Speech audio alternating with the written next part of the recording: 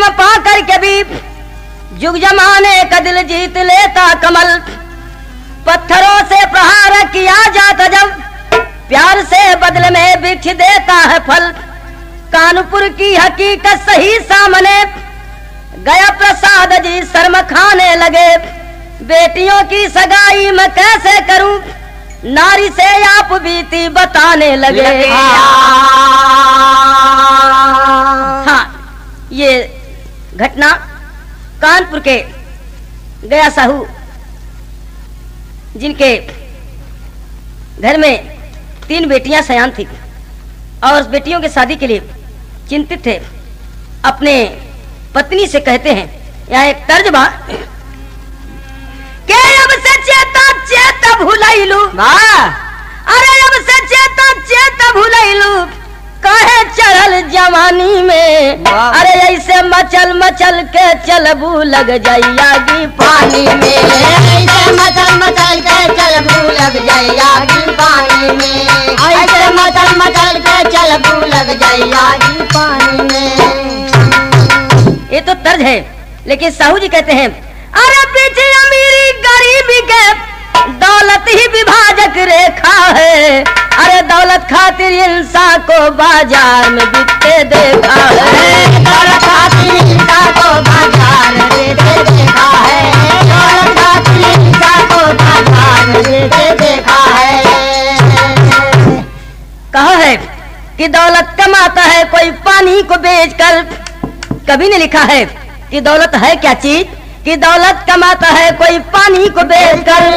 कोई कमाता दौलत जवानी को बेचकर। सबको समेट रखा है, सबको समेट रखा है दौलत का आवरण। कैसे करेगा कोई गरीबी का निवारण। बेदर्द कमी दर्द का उपहार न लेता, डुबाता है समाज को समाज का नेता। कहते दहेज लेना देना पाप होता है, लेकिन कहाँ पे पाप अपने आप होता है। बेटी वालों के लिए दिल्ली दूर अभी है, बेटे वालों के दिल में तो गरूर अभी है। धन के अभाव में होती बेमेल शादियाँ, फिर भी नहीं बहती है बगावत की आधियाँ। सिंदूर की महंगाई में सस्ती है जिंदगी, मालिक भी भूल बैठा है बंदे की बंदगी। मालिक भी भूल बैठा है बंदे की बंदगी। मालिक भी भूल बैठा है बंदे की बंदगी।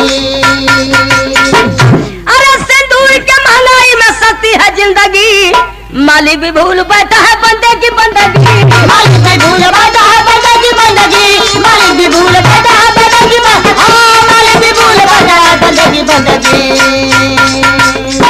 अरे होता वही समय आने पर जैसा विधि का लेखा है। अरे दौलत खातिर इंसान को बाजार में बिकते देखा है। दौलत खातिर इंसान को बाजार में बिकते देखा है। दौलत खातिर इंसान को बाजार में बिकते देखा है। यहाँ पर तर्ज बदल गई। ए भैया कह रही है गया साहू की पत्नी अपने पति से, लेकिन तर्ज वही बात कि जैसे डोले पी पारा का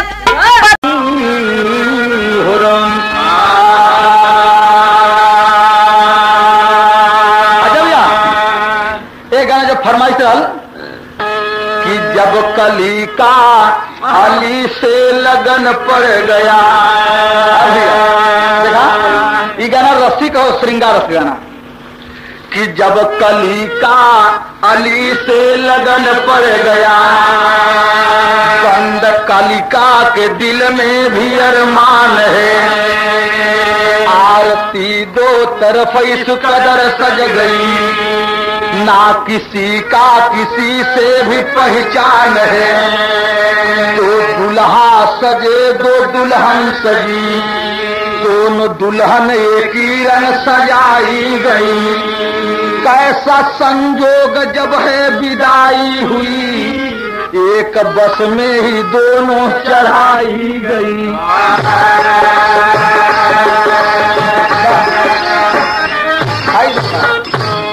आई देखा गड़बड़, ये बात सही है देवरिया जिला का। और देवरिया जिला में एक दुल्हा और दुल्हन इधर चलन, एक दुल्हा दुल्हन इधर चलन। जब स्टेशन पर पहुंचलन है तो संजोग का बात ही रहल कि दोनों दुल्हा एक कर कपड़ा तो नहीं पहले रहलन, लेकिन दुल्हनियन के वेशभूषा मिले जुलत रहल कि दोनों दुल्हन एक रंग का साड़ी और एक रंग का ओढ़नी। जब स्टेशन में पहुंचलन है, टिकट कटल है और बस में बैठ गई दोनों दुल्हन और दोनों दुल्हा, तब वही का बात बा कैसे,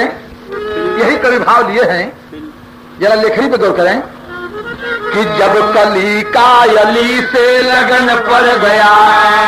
बंद कलिका के दिल में भी अरमान है, आरती दो तरफ इस कदर सज गई, ना किसी का किसी से भी पहचान है, दो दुल्हा सजे दो दुल्हन सजी, दोनों दुल्हन एक ही रंग सजाई गई, कैसा संजोग जब है विदाई हुई, एक बस में ही दोनों चढ़ाई गई। जब दोनों दुल्हा दोनों दुल्हन बस में बैठलिन हैं, तब तर्ज वही कि लागल गंगा जी का मेला। अरे झांक बदरा से अजोरिया, दोनों दुल्हन ओढ़नी में से मुखड़ा निकाल झांके, तो कभी उपमा ले लिया वहां क्या कि झांक बदरा से अजोरिया, ओढ़ ले किरण चुनरिया,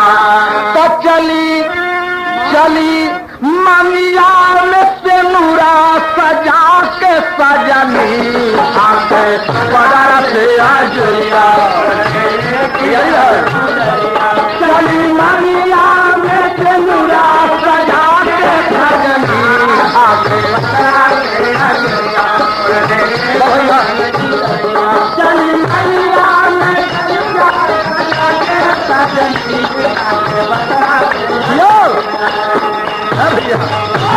तो एक साथ एक सीट पर एक साथ वो बैठी दोनों गोरी, अरे बैठी दोनों गोरी, हाँ बैठी दोनों गोरी, बैठी दोनों गोरी, हाँ बैठी दोनों गोरी, और एक सीट पर एक साथ वह बैठी दोनों गोरी, और एक सीट पर दोनों दुल्हा, तो एक सीट पर दोनों दुल्हा बैठ गए कहोरी, तब मन ही मन दोनों मुस्कुरा लें, आ नया विवाह में सब लगा लें, अरे चले बस्ती जिला कटा कटा के सजनी। संजोग की बात आप देखें कि बिल्कुल पिछली सीट पर दुल्हन दोनों एक लगे बैठ गई, एकदम अगली सीट पर दोनों दुल्हा एक लगे बैठ गए। इस संजोग की बात देखें तो दोनों दुल्हावा मुस्किया मुस्किया बतियावा, दोनों दुल्हा पिछली सीट पर, सारी अगली सीट पर, और दोनों दुल्हन पछली सीट पर। तो मन ही मन दोनों मुस्कुरा लें, नया विवाह में सब लजा लें, अरे चल बस्ती जिला कटा कटा के सजनी। दुल्हनिया लजा नहीं बतियावन, कहे कि पहले पहले जाते रहे, लेकिन दुल्हावा मुस्किया मुस्किया बतियाओ, कहो पहले पहले चला था, हाँ हो पहले पहले तो दुल्हावा मुस्किया मुस्किया बतियावा, कहा कि जब पहले पहले तो कटी ना, हाँ हो कटी तो भैया मुस्किया मुस्किया बतियावा। ऐसे करत करत गईलन कहा, बस पहुंचल कहा बड़ा मास्टर कि पहुंचे जब, अरे पहुंचे जब स्टेशन पर, तो का किए प्रस्थान, अरे खुशी खुशी बढ़ चले अगाड़ी, आगे सुने बयाना। बस जहाँ उतर कर रुकल बस वहां पर दोनों दुल्हन दोनों दुल्हा उतर गए। जब उतर गए से दुल्हा दुल्हन हर चल नहीं तो दुल्हा दुल्हन हर चल गए। आ गड़बड़ का हो गल, फिल्म का नाम बा सज्जो रानी, बोल वही कि नथनिया ने हारा बड़ा दुख दीना, ये तो तर्ज बा, लेकिन यहाँ कवि भाव दिए कि वो रनिया ने हारा बड़ा दुख दीना, वो रनिया ने हारा बड़ा दुख दीना, रनिया ने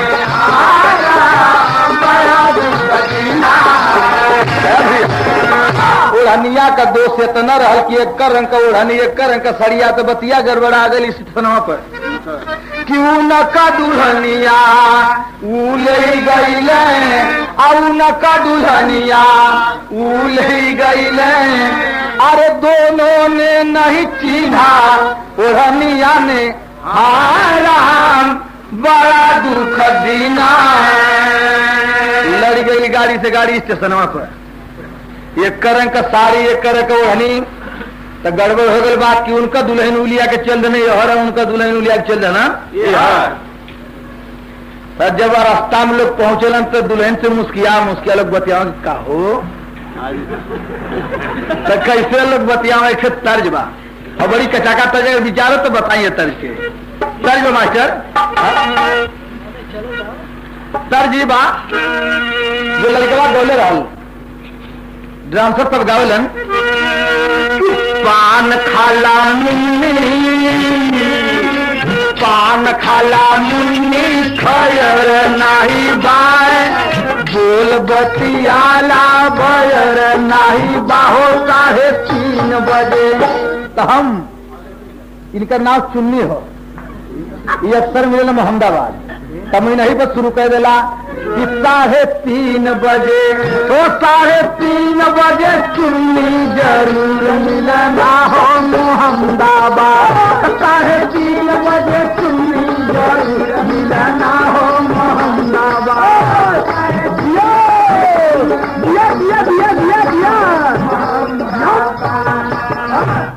यह तर्जबा और यही तर्जबा के औरतिया सब गाड़ी बना करके गाँव ने जब देखना अपने बर्तिया खाए पे तो बैठल तब तू मत चला किसी को जो बर्तिया होना ताक तुके दोरिये बैठले पहले बतौली कि ताक तुके दोरिये बैठवे करे तो कवर धीरे धीरे उठे सन की है कि देखा देखा देखा धीरे धीरे देखा घरवा में औरतिया यही तर्जबा में गाड़ी शुरू कर ली तो ये औरतिया सब गावली घरवा में कैसे कि अरे खत आए गई सहरा बनारस से हो खत आए गई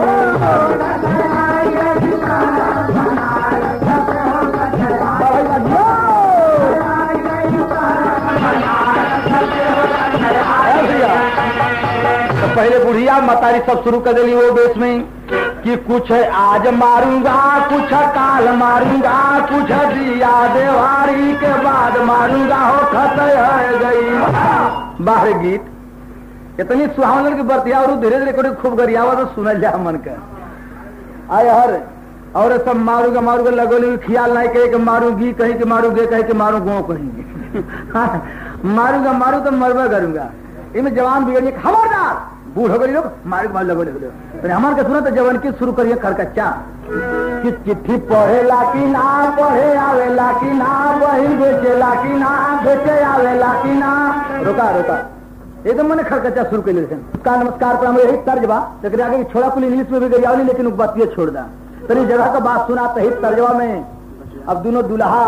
अब दोनों दुल्हन अपने अपने दुल्हन के संग बतियाओ जाथन का कि अरे बतिया वाला दुल्हा डहारिया में हो बतिया वाला दुल्हा डहारिया में हो बतिया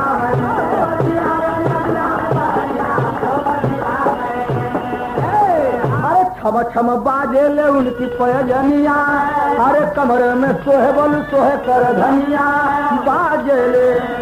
बतियावत मुस्कियात जात हो लोग लेकिन कैसे भाव कजरी आ गई कैसे कि अरे साजल साजल अरे हो मोरे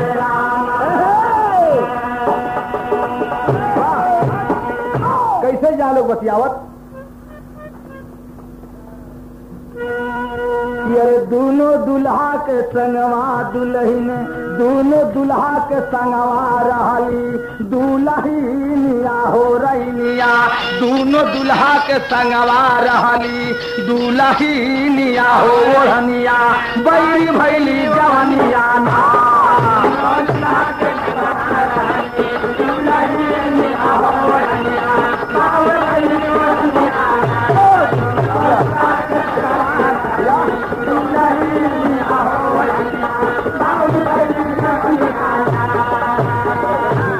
नमस्कार प्रणाम वाले गवन दुल्हन सेवा करे सजन करे दूल्हा अपने भवनवा कोई जाना ला नाही करनवा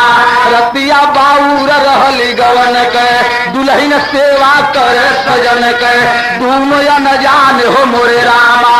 दोनों या न जाने राही से भैल मिलानिया हो ओढ़निया भैली भैली दुल्हनिया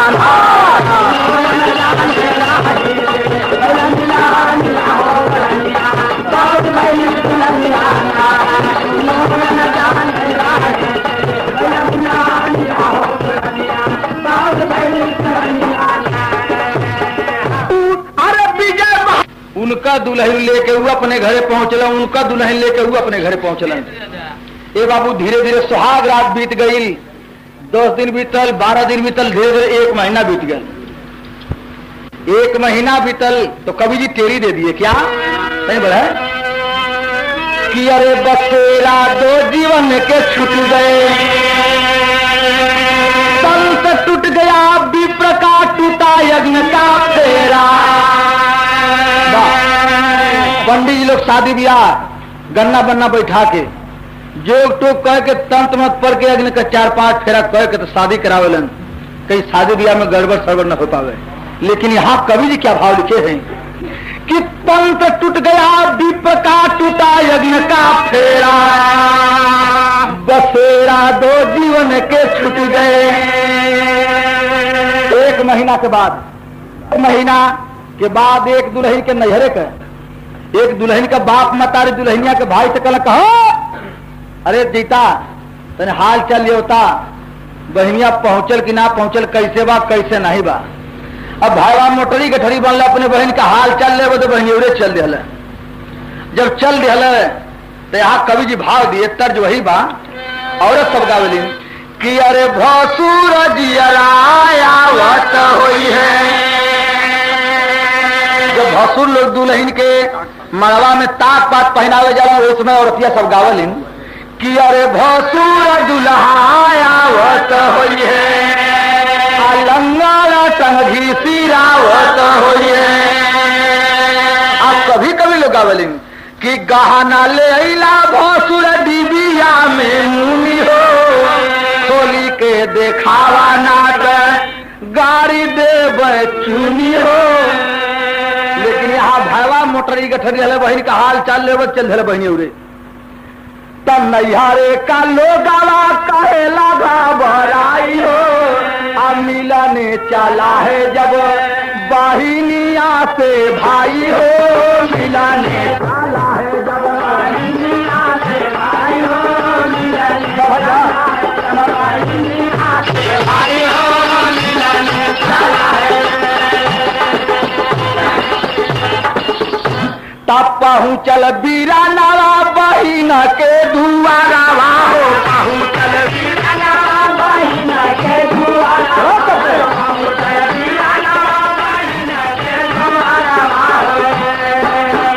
भेटे बदे बहिनी जब अली बहारावा हो ई तो अपने बहनोइया के दरवाजे देखल रहे दरवाजे पर चरपाई रहे जाकर खटिया बिछा कर बैठ गल मोटर गठर रख करके बहनोइया घर में से निकल कहला कि बा आ गए है तो इतना दिन के बाद 1 महीना के बाद अल हाल चल ले बदे चट सना कर बहनोइया भीतर गल यानी जो दुल्हवा रहल अपने दुल्हन से कल कहो तो भैया देव आके बैठल खाना पकेबू कि हाल चाल लेबू भेटबू गटबू उनके पानी दाना देबू दुल्हनिया बेचारी बड़ा भारी अरमान लेके खाना बनावे छोड़ दिला दरवाजे पर गई अपने भाई से भेटे बदे लेकिन जब दलानी में गई दलानी में से देखती हो कि दरवाजे पर एक अपरिचित आदमी चरपाई पर बैठल पहले कहो तुमसे मजाक करत हो हमारे भैया अमान कहा चिन्हत ना हो कि भैया ना तो भेट हम तनी और खड़ा लगल देखा हमार भैया तो नाव लौकत हो खूनावा सूखा लगैली आखा पाथराई हो मिला ने चला है जब बहिनिया से भाई हो दुल्हनिया कल हमार भैया नहीं बाटन तो दौड़ल गल बहनोइया अपने हितवा के लग गए कल हितऊ कहना का देखा थवा जो दलनिया में खड़ी है चिन्हत हवा वो तो हमार बहना लगत है दुलावा का तब बन ही गया जब तू अपन बहिन ना चिन्हत हवा जब तू अपन बहन ना चिन्हत हवा अब तोहार बहन तोहके ना चिन्हत है देख बहुत भारी गड़बड़ हमके बुझात हो। दुल्हावा कहे कि कहेला दुल्हावा एक शंका बाटे भारी हो, एक की रंग ओढ़निया रहल एक की रंग सारी हो, शायद दोनों दुल्हन गईली बसवा में बदलाई हो। यह तो हमके बुझात हो। जब तू अपन बहन ना चिन्हत हवा अब तुहार बहन तोके ना चिन्हत है तो हमके बुझात कोई बसों में दोनों बदला गई एक रंग का साड़ी एक रंग ओढ़नी रहल। भयवा लगल भोकर भोकर रोवे कही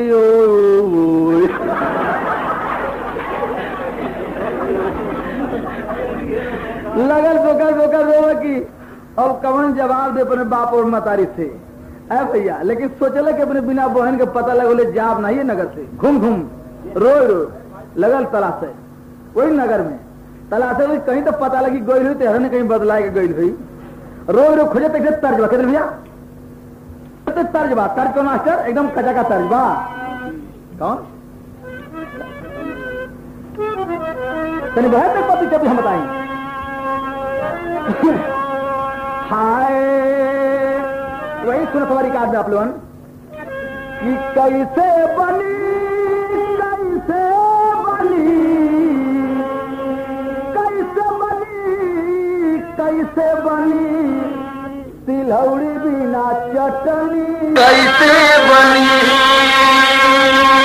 यही का डुप्लीकेट हमार भौजी फिल्म में कि कैसे कटी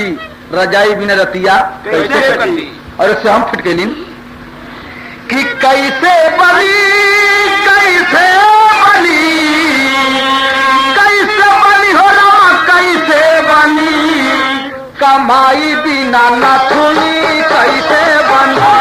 कमाई बिना नथुनी कैसे बनी कमाई बिना नथुनी कैसे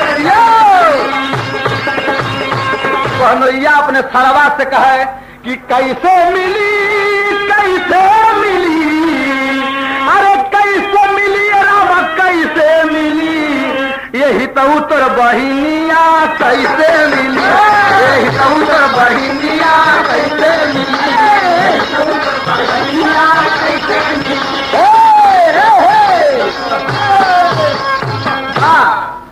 लेकिन अब लगल खोजो वही नगर में तो कैसे खोजो भाव हो आए पहले और चपा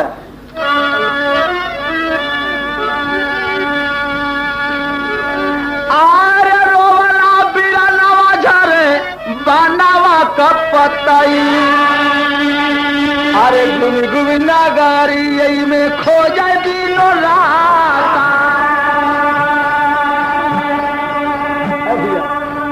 बिना न पानिया कभी तलकई दिनावा अरे बिना न पानिया कभी तलकई दिनावा पौना पीरात रहल सिया चकराता ए बाबू जात जात जब देवरी में गईले बेचारे भाई को कई दिन बिना अन्न पानी ग्रहण किए खोजते खोजते व्यतीत हो गया था। सर चक्कर दे रहा था, पाँव थक चुका था। जाते जाते जब देवरिया जिला में पहुंचल हो शांति शांति बजवा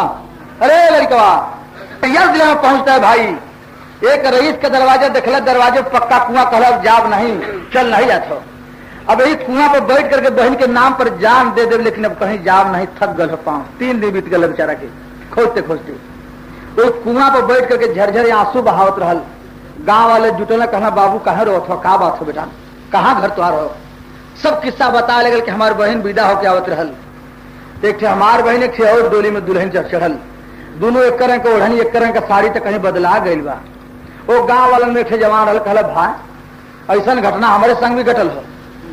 जब हमार भी दुल्हन विदा होके आवत रहल एक हमार दुल्हन एक कोनो दूसर दुल्हन एक रंग का साड़ी एक रंग का ओढ़नी एक सीट पे एक लगे बैठल रही तो हो न हो मत तुहार बहन रहो के थे तो वो दुल्हन हमारे घर आई हो चला चिन्हाई देख चिन्हा तो चला था जब ले गल चिन्हाओ बदे घर में तो कर बहन वहीं बदल के गई रहल अपने भैया के पैर पकड़ के लगल रोवे यो लगल ये बेचारा रोवे लगल। लेकिन कहना आप कभी कितनी बड़ी के मास्टर आए अरे छूटल चाहे तनवाजा लैले दुनिया तो बैठली अरे बैठल रोवेला पीर नवाजा लैले दुनिया।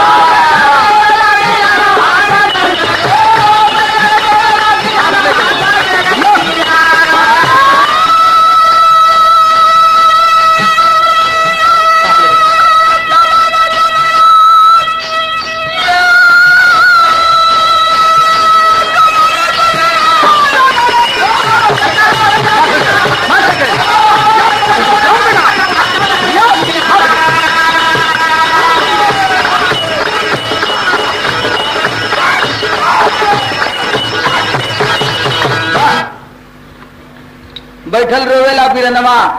जानले दुनिया। राज कोई ना समझ पावे तब झंखे ल सुनवैया आई बहनिया देख के आपन चीन गईल बा भैया दई के रोवैले चारा नवाजा लैले दुनिया। जब चिन्हल हो गई गांव वाले कहना बह निकल का। अब वहीं ले बात कोई नहीं जानत लगी कि दूसरे को दुल्हन लिया लिया मौज मस्ती लेते नहीं। अब ले जवन भल तन भल बिना जानकारी में जब जनौगल हो गई तब तो लोग अपन अपन सही सही दुल्हन बदल ले लोग। को भैल बटोर दूनो ओरी से जुटे पंच प्रधाना गाल पंचायत बटोर दलन दोनों दुल्हा पर कहला बिना जानकारी में जवन भल तन भया लेखा के महीना। अब लोग अपन सही सही दुल्हन बदलने फिर से गांव वाले पंचायत बटोर दलन दोनों ओर से पंच प्रधान मुखिया के बगीचा में जुटलन चौधरी साहब। तो भैल बटोर दोनों ओरी से जुटे पंच प्रधाना दोनों दुल्हा मिलकर के कहो एक जवान करीना विधाना का रक्षा नवाजा लैले दुनिया। जब बगीचा में पंचायत बटलन दोनों तरफ से पंच प्रधान मुखिया चौधरी लोग जुटलन है। दोनों दुल्हा दोनों पंचायत में खड़ा हो गिलन। कहलन एक फैसला पंच प्रधान मुखिया चौधरी इत्यादि कोई नहीं करी। एक फैसला हम दोनों दुल्हा कर ले जाई। दोनों दुल्हा खड़ा होकर के फैसला कैलन कि तंत्र सच्चा मंत्र सच्चा सच्ची है एक बात। पंडित जी लोग शादी ब्याह गन्ना बन्ना बैठा के जोग टोक कह के तंत्र मंत्र पढ़ के करावेलन कि गड़बड़ सड़बड़ शादी न होकर पावे। लेकिन सब कुछ बेकार, केवल एक ही बात सत्य है और यही दोनों दुल्हन का फैसला भी बात कि तंत्र सच्चा मंत्र सच्चा सच्ची है एक बात। जे करे साथे जे कर गुजरल पहली सुहाग वाली रात वही सजा नवाजा लैले दुनिया। जवने दुल्हन के जवने दुल्हा के साथे पहली सुहाग रात व्यतीत हो गई वह कर दुल्हन वह कर दुल्हा। पंचायत या लोग भतुआ मतिन मुंह ले लेके घरे चले भैल फैसला बड़ी अच्छा तो लौट पड़े सब कोई तो बिरनवा भोजन कैले अरे पाकला बहलोई आयल तब अपने भवन नवाजा लैले।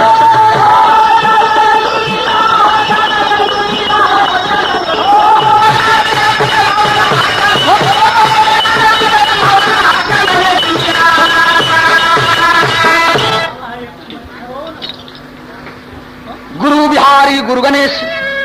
धन किस्मत की टाकी रामलाल गुरु बच्चन चंद का खत्म कहानी बाकी बसेरा दो जीवन के छूट गए।